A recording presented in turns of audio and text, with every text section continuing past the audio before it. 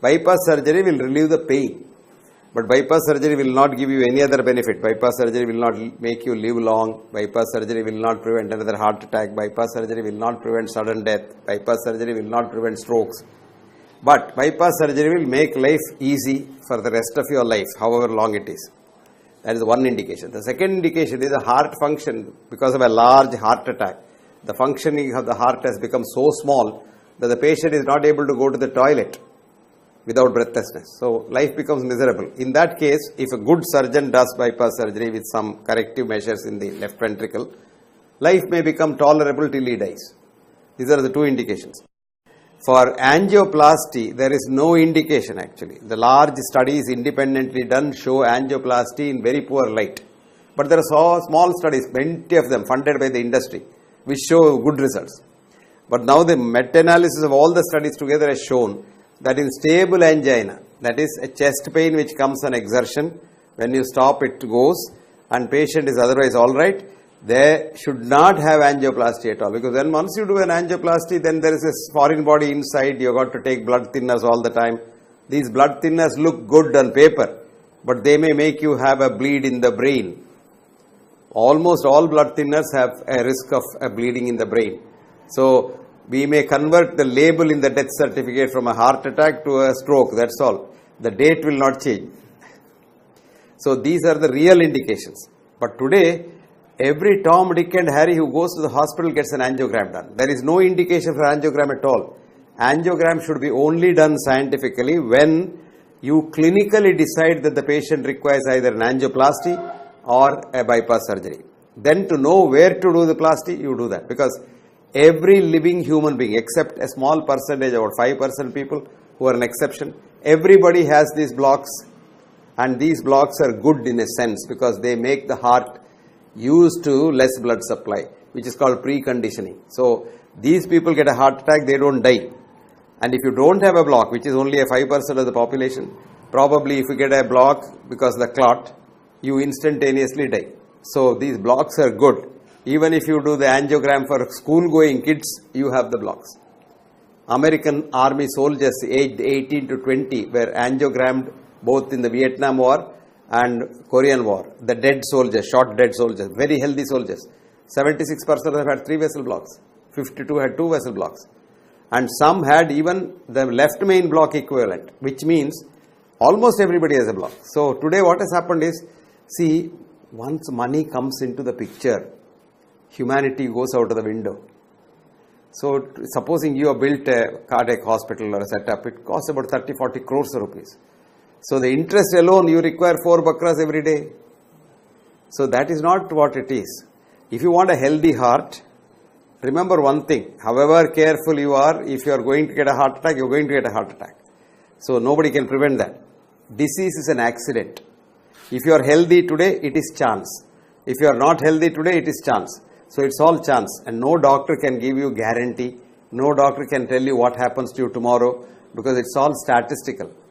And we in medicine use the wrong mathematical calculations for the body. Human body is non-linear. And we use the linear mathematics to predict the future, which is wrong. I saw a patient 3 days ago. This man was advised bypass surgery about 5 times in the last 5 years by a doctor. Repeatedly, he goes to the doctor, he says, if you don't do bypass surgery, you will die. Now the doctor has died. So the patient was very happy. He is saying, the doctor has died and he is still alive. So these things are all there because doctors have been predicting the unpredictable future of human beings. And if they know a little bit of science, which is called quantum physics says there is no tomorrow. Tomorrow is yet to be born. How can you predict the future? So we can't do that. But we assure patients in everything. And what works is the faith in the doctor. So a doctor must be a good human being. There was a study of bypass surgery done through the laser beam where the patient doesn't know that the bypass surgery is done. They had a study where half the patients were operated upon, other half were not operated upon. But both went to the theatres, got anesthetized, and these without operation, when they went out, they were told, you had a wonderful operation. And mind you, they are all perfectly fine. The operated fellows are not fine. So it's the placebo effect, the faith in the doctor. People say, oh, he has had an angioplasty, he is fine now. Because he has paid 3 lakhs and he is fine, he has to be fine because he thinks he is all right. If you think you are all right, you are all right. And one good thing to avoid a heart attack to the extent possible is to avoid hating anybody. Compassion. You love everyone. Help others if you can, because this world can go on only by mutually helping each other. Compassion is the thing that keeps you healthy. That's why I always say, when you are very proud, I means illness. When you say we means wellness. So if you want to be well all the time, think that you are a part of society, because you yourself is a colony of about 120 trillion happy individual human cells. And these are all individuals. And they are all happy together inside your body. And for that, you are 10 times more germ cells inside your body. So we are all living together. Germs are our real friends. It is the germs in the first 2 billion years of this world who donated their DNA to make a man. We didn't come for monkeys, as is being told in the Western science. No. All that is just this. Western science is a science for money. Western science is science translated into technology. Technology into money. So Western science has given us certain things, like you can fly like a bird, you can go under the sea, you can blast another country, you can kill somebody, but you can't create somebody. Western science, you can hate somebody, but you can't love somebody. So what mankind needs is universal compassion. So it's not what you eat that kills you, it is what eats you that kills you, your negative feelings. It's all chemistry, it's all adrenaline, and you get more parasympathetic things. Your pulse rate comes down, your heart rate comes down, your cholesterol comes down, your sugar comes down, your blood pressure comes down, your chance of getting cancer comes down. Because we are here because of someone else's compassion. So you have to be compassionate to others. Organ transplantation is a big business. See, human body is not made by fitting these organs together like a motor car. So it doesn't help. You have been one cell in the mother's womb that has multiplied into you today. And that one cell, while multiplying, has taken friendship from all the cells, the germs, etc., etc. So if you take your two brain cells, they may not have the same genome. One genome of a brain cell can have another its friend genome in the heart cell. So all this, if you know, you become very humble. When you don't know this and you think I can do an angioplasty, I can do bypass surgery, you become arrogant. It's the arrogance that brings in all these problems. There are good doctors, lot of good doctors, but they can't also work because the corporate hospitals force them to do things for money. So they get, they have to work there for money. And when you say, I have to work, you are unhealthy. I am working, you are healthy. You love your work. Many of them don't love their work because they are forced to do something. Vaccine industry is a very powerful industry. So the vaccine industry will get anything done. I tell you, the governments usually in most of the Western countries are run by the drug companies, not by the politicians. So the drug companies can get anything done. You will be surprised. There is a court ruling in America now saying that a drug company can advertise a drug for a particular disease as a drug for another disease without getting FDA permission. Supposing I have a drug A for heart disease, I can sell it as drug B for brain disease. Formally, the law is very strict. You have to go to the FDA to get your permission. Of course, today FDA can also be influenced. That's a different story. The human mind is not in the human brain. Okay? All mental diseases are treated with chemicals. This is no scientific basis at all, because chemicals only affect the brain. So the brain gets dulled, but the mind doesn't get affected. Most mental, except the serious psychosis like schizophrenia or mania, there you have to give a chemical drug to pacify them. Otherwise, giving chemical drugs for mental diseases like depression and all is no scientific basis at all. Why do you get depressed? Because you are frustrated. Why do you get frustrated? Because you are defeated. Why do you get defeated? Because of competition. Why is competition? For money. Ultimately, it comes to money. Ayurveda and homeopathy are all good sciences, provided there again, commerce doesn't come in. Today, Ayurveda is also being commercialized. You say the Ayurvedic spas and all, $5,000, $10,000 for one day. This kind of a thing, Money comes in, everything gets spoiled. Homeopathy advertises, this is all done, I have no disease at all now. All for money.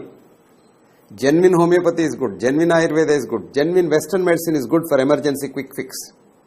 But for chronic diseases, all other alternative systems. So we must have a system in the future where all these systems, the best things in these systems are put together into one integrated system. And we are doing research on these things. We have devised so many simple treatment methods, and a lot of incurable diseases we have got simple treatment methods. But who listens to all this? Nobody wants this because it's not generates money. If you have anything which generates money, there are a lot of people interested in it. For example, I have discovered a new electromagnetic device for heart attack, etc., etc. Now I don't want to commercialize. The minute there are a lot of people wanting to give me millions of dollars if I want to sell the idea to them. But I don't want to do that because they'll exploit the whole thing. And today, we can use it for our people, common people, poor people. Actually, I just came back from the United States of America. There in a medical school, there was a big conference on how to integrate the various systems of medicine. America had all these systems, but it's the modern medical which killed all of them. Using law, using various other things. Now, as you say, vaccination. There is a big group of people who are opposed to vaccination, but they are not heard. They are called charlatans, they are anti-scientific, etc., etc. I don't know what science means. Science is not trying to teach nature a lesson or two. Science is trying to understand nature. And vaccination, if you try to understand that, doesn't come in that science at all. I don't know what science vaccination is. It is not the gene that is important, it's the environment that is important. So, you think, if you philosophically look at it, these people want more diseases. Supposing this world becomes a healthy place, what will they do? Money? No money. Everybody says, I am talking of healthcare, I am doing healthcare. You are not doing healthcare. You are spoiling the health of the people. Now you say cancer, cancer, cancer. You have 250 chemicals which produce cancer in our food. Permitted. You put your scent and all the chemicals in that.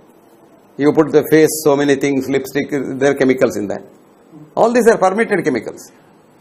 But they are all carcinogens. Most of them are carcinogens. Claude Bernard himself had admitted that germs are not important, but the environment is important. He said the seed is not important, but the soil is important. But people have forgotten that. Today, germ theory, antibiotics have killed everybody. Pasteur admitted it. Everybody admitted it. Anybody who is a sense will admit it. Pasteur has written it down. The seed is not important, the soil is important. And Theobald Smith, another big American doctor, in 1915, he propounded the Grimm's Law. Grimm's Law says, disease may be directly proportional to the virulence of the cause, but indirectly proportional to the resistance of the host. So, host resistance is most important. That's called immune system. But that is the thing in Ayurveda. Swasthasya swastha rakshitam. You preserve the well, the panchakarma and things like that, only to boost your immune system. There are a lot of things in the Indian medicine to boost the immune system. Eastern medicines. In this modern era, where doctors who value the life of their patients over money are being kicked out of the corporate hospitals, in this scenario, Dr. Hegde warns that our public health is in deep trouble. This is known. They did a 14-country study of industrialist countries, where there are more doctors and more specialists, there are more diseases and less health. Where there are less doctors and less specialists, there is better illness. So, for example, the 14 countries, Japan is the best because only 120 doctors for 100,000 patients.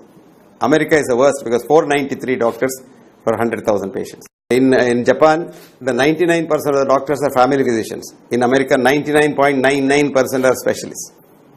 So, America's health is the worst. Japan's health is the best. Cuba's system is good because they have got a fantastic system. For example, an inhaler for asthma costs $125 in America, costs 5 pesos in Cuba. If you want to see what is Cuba like, you must see this movie, a documentary. If you just see, it's called Sicko, C-I-C-K-O, done by Michael Moore. If you see that, you get to know what a beautiful system they have. And you see what a horrible system America has got. And mind you, we are compounding American system with an interest here. Screening is a horrible thing. If you are healthy, never go for a screening because you become a patient. But there is nothing like normal blood pressure, normal sugar, normal cholesterol. What we have is statistical average. This average, if you convert it to normal, there are a lot of false positives, 25% false positives. So 100 people go for a checkup, 25 people become patients without any problem. This is called doctor thinks you have a disease syndrome. And we want more of it because we want to treat them all. Actually, Linus Pauling, who got 2 Nobel Prizes, said cancer research is a fraud. Cancer is the biggest business, 1.72 trillion business. Actually, the 2 scientists, the Nobel laureates, they said HIV virus has nothing to do with AIDS. But you have to make money because you have to sell some antiviral drugs. You see, AIDS is not such a simple thing as just HIV virus. No, it's a very complicated thing. There are a lot of things involved in it. People don't want to admit that. You see a beautiful book written by these scientists. It's called Inventing the AIDS Virus. Inventing the AIDS Virus. It's written by a genius of a virologist called Peter Duisberg. And it's a foreword by the father of the PCR test, Nobel laureate Carey Mullis. You can't dispute their importance. Fecal transplant is a common thing. It was done in India in the 17th century. If a cow is serious disease, another cow's cow dung was given. Based on this, an American doctor started doing that for children dying of Clostridium difficile diarrhea. Anyway, the child is dying, let me say. So she gave the mother shit, and the child recovered, and children recovered. So it's become a regular thing. But they give it as a big name, fecal transplant. Now to make it look a little better, they take that yellow part of the feces, they take and the germs only they give. Change of mode of living, change your lifestyle. Today's rat race. You have to hate another person to make more money. You run after that. You have no time, you have no rest. And you eat all rubbish food. You drink alcohol to get some peace at night. And you drink coffee to stimulate you. How can you be healthy? I suggest some books for them to read because they should know what is happening in the world. The one book is The Theory of Reality. This is a book written by David Webers. The another book is called Biology of Belief by Bruce Lipton. And the third book is called Molecules of Emotion by a girl called Candace Pert. These three books are good. And if you want to tell them, there's a book I have written called What Doctors Don't Get to Study in Medical School. What Doctors Do Not Get to Study in Medical School by Dr. Hegde was cited as the holy text in the medical world by Dr. Richard Smith in the British Medical Journal.